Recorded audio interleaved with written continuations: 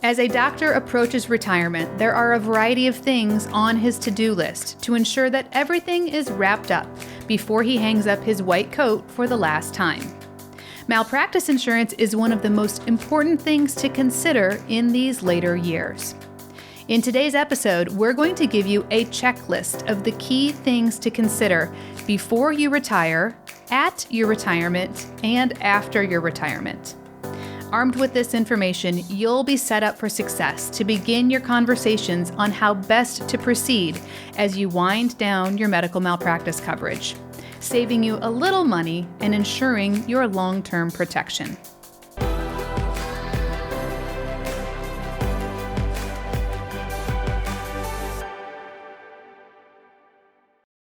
Welcome to Malpractice Insights, the show dedicated to helping healthcare professionals understand medical malpractice insurance and providing you with the solutions you need so that you can get back to the work of practicing good medicine.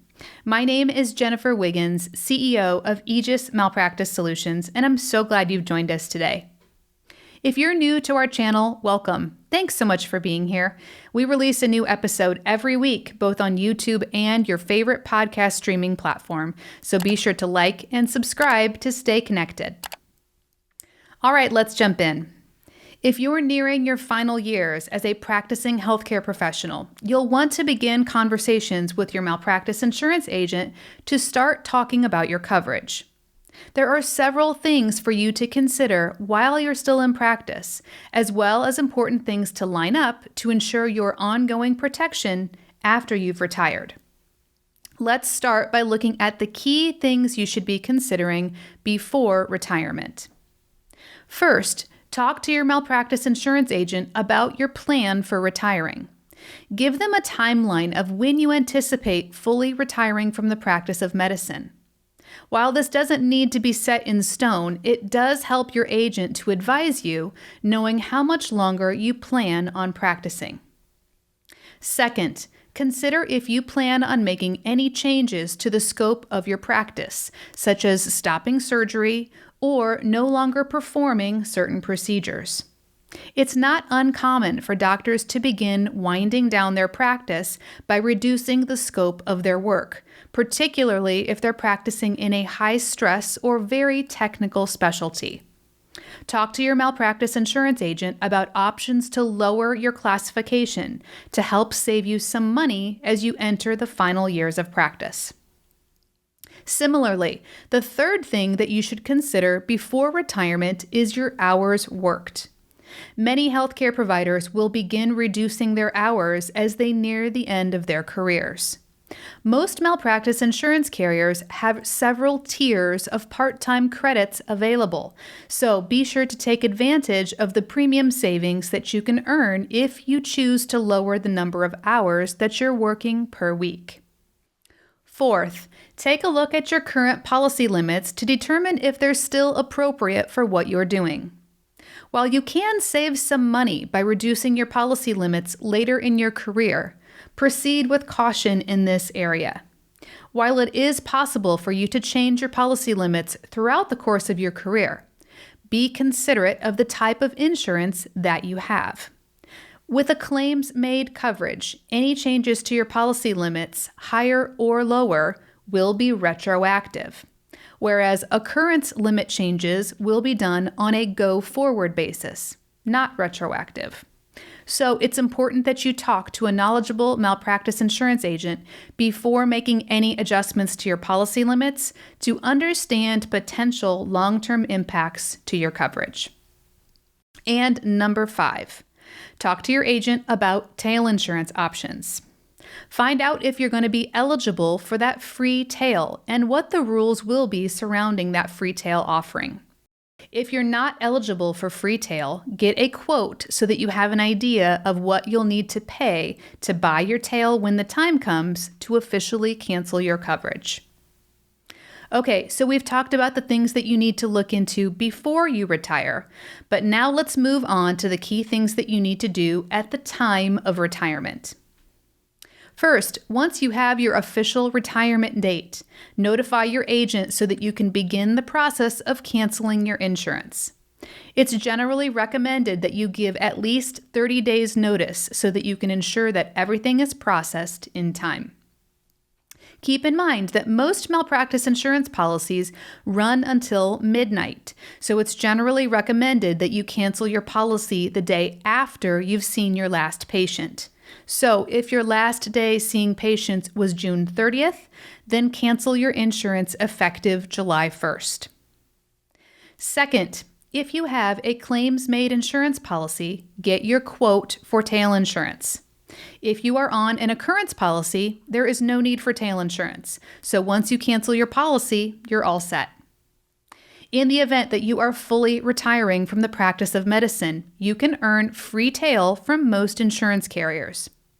Each carrier has slightly different requirements when it comes to the retirement rule.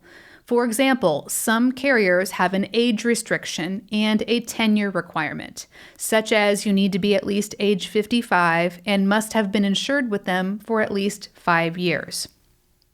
Other companies have dropped the age requirement, but they do require that you've been insured with them for at least 1 year and have reached your mature premium in the claims-made step process.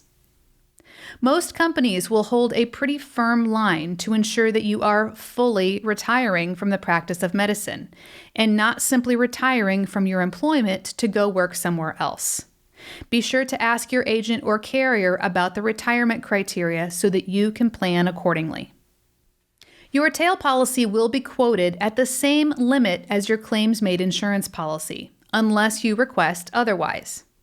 Most carriers will let you reduce your tail limit, which could save you a bit of money, but it's generally not advisable to do so. Why? Because your tail insurance covers you all the way back to your retroactive date, which is the inception date of your original policy. And if you lower your limits, you're lowering your amount of coverage for any potential claims for patients that you treated all the way back to that start date. Most malpractice insurance carriers will not allow you to increase your limits for tail. If your policy limits fluctuated during the lifetime of your claims-made policy, generally the carrier will only let you obtain a tail policy at the highest limit held within the last 5 years of your insurance.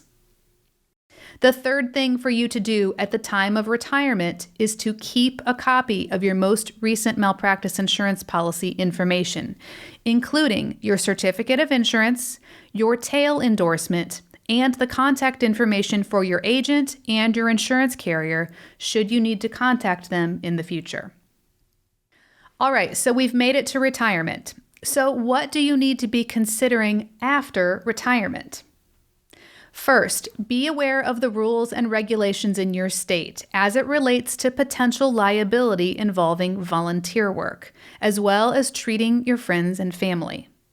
While most doctors consider themselves retired when they leave their employment, if you will still be dabbling in medicine, perhaps working at a summer camp as the medical provider on duty, working as a team physician, or helping out at the free clinic down the street, you will have exposure that you need to be covering. For this reason, many healthcare providers will choose to maintain a low-cost insurance policy to ensure that they are still protected for any work that they may want to do after they have retired from their full-time careers. Talk to your malpractice insurance agent about coverage options for this type of work, should you still want to have the flexibility to practice on occasion.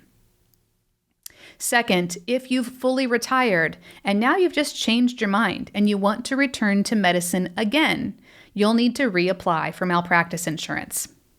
Generally, when this happens, a provider just needs a part-time policy for the occasional work that they want to do.